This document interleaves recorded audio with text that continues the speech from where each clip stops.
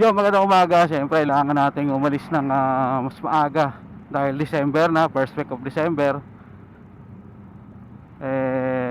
Siyempre, mas malala ang traffic ngayong December, no? Kaya, agahan ng alis. Mas maaga ng konti sa usual na alis. Para, kahit pa paano, hindi masyado malate. Mas mahirap kasi yung naghahabol ka lagi sa oras eh. Nung alam mo malilate ka na, so siyempre ang gagawin mo, papaspasan mo. Siyempre pag paspas ka, doon minsan nagkakaroon ng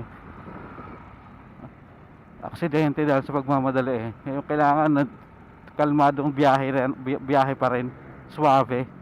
Mas lalo dito sa Quirino Highway. Sobrang traffic dito kahit hindi magpapasko. Araw-araw traffic dito. So siyempre sa mga